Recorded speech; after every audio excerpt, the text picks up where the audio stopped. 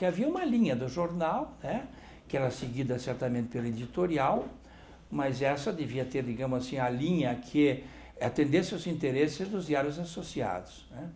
Mas nós tínhamos, sim, eu posso dizer para você, em matéria de reportagem, em matéria de crítica de arte e literatura, absoluta liberdade. Tanto é assim que o Diário do Paraná que fez repercutir os grandes movimentos artísticos dos anos 60 e do final dos anos 50 também. A própria revolução que houve dos artistas, digamos, os artistas clássicos do Estado, dos pintores na biblioteca pública, foi coberto pelo Diário do Paraná, que aí havia, como eu digo, os pontos do Triângulo Escaleno, a biblioteca, a Cocaco, e o Teatro Guaíra.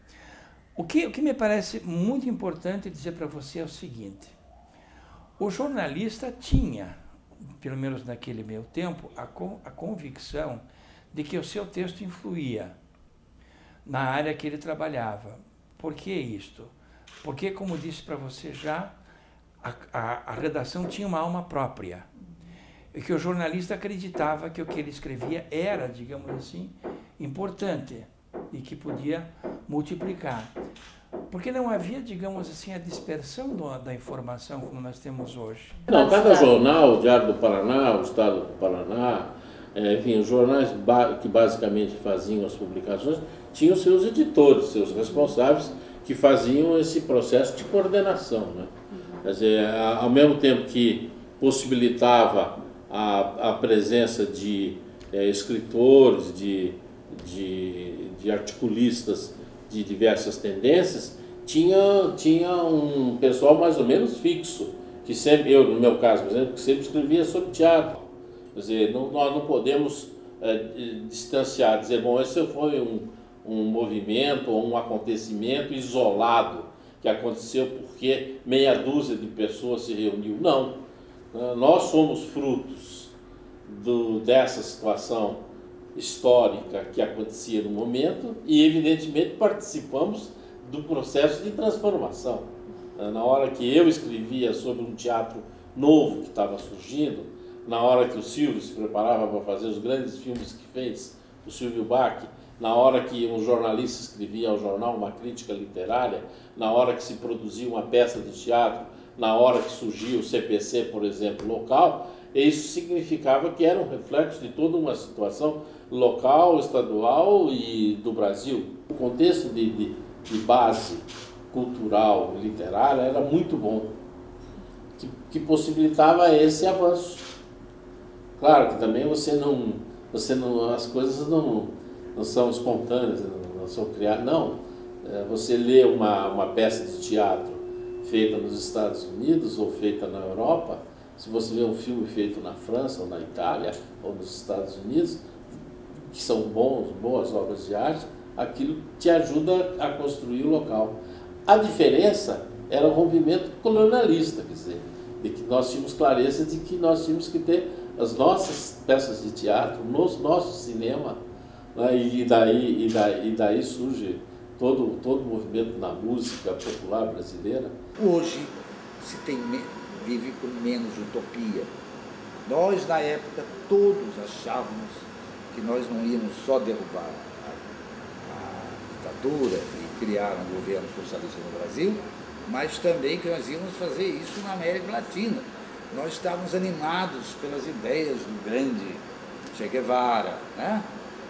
Estávamos muito estimulados pela Revolução Cubana. Nós tínhamos essa utopia que hoje em dia é uma coisa mais rara. O movimento estudantil, tudo é época, né? O movimento estudantil na época... Movimento histórico, né? Movimento histórico. Na época, o movimento estudantil, nos anos 60, a partir da ditadura, ele passou a ser o único foco de resistência pública. Quer dizer, fora o que se fazia às escondidas, mas assim, publicamente, era o movimento estudantil. Eram as passeatas estudantis. Houve manifestações operárias mais adiante, né? Aí já entrou o Lula e tudo isso, ali a renovação do movimento operário. Mas, de início, assim, logo depois do golpe, e até 68, só o movimento estudantil. ficou sozinho. Tinha eventuais adesões de outros setores, mas muito insignificantes. Que o grosso mesmo era o movimento estudantil. Isso é uma coisa. Tem muita gente que diz, a UNE hoje é uma corrente do governo, é uma corrente de, não é corrente de transmissão, não sei o quê. A UNE hoje tem um diálogo direto com o presidente da República, como nunca teve, só teve com o Jango, que teve aqui, né? Depois do Jango, o primeiro presidente que teve aqui foi o Lula, né? Aqui no terreno. Ele nunca teve diálogo. Então, quase a ditadura, todos os governos foram contra a UNE. Então ele tinha que ser contra. Mas ele não precisa ser necessariamente contra um governo quando ele está dialogando com esse governo, ele está conseguindo coisas, como tem conseguido, várias coisas, vários avanços importantes para os estudantes e para o ensino no Brasil foram conquistados nesse governo, no diálogo da UNE com o presidente Lula, com o governo Lula. Né?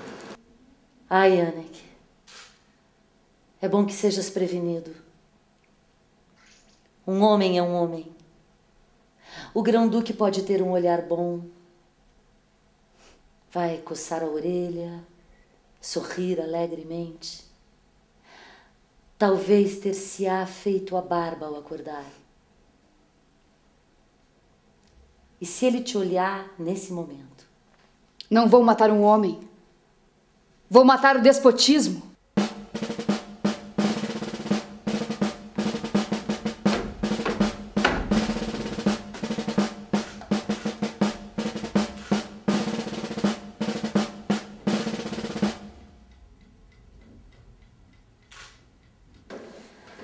A que horas o preveniram? Às 10 da noite. A que horas o enforcaram? Às 2 da manhã. E nessas 4 horas, esperou? Sim. Sem dizer uma palavra. Mas agora acabou-se. Acabou-se. 4 horas sem falar. Espera um pouco. Espera ainda. Como estava ele vestido? Estava com um casaco de peles? Não. Ele estava todo de preto, sem o sobretudo. E tinha um chapéu preto na cabeça também. Tremia? Não. Que tempo fazia? A noite estava escura, a neve estava suja, e depois a chuva deixou a neve como uma lama pastosa. E depois? Stepan. Deixa, Dora.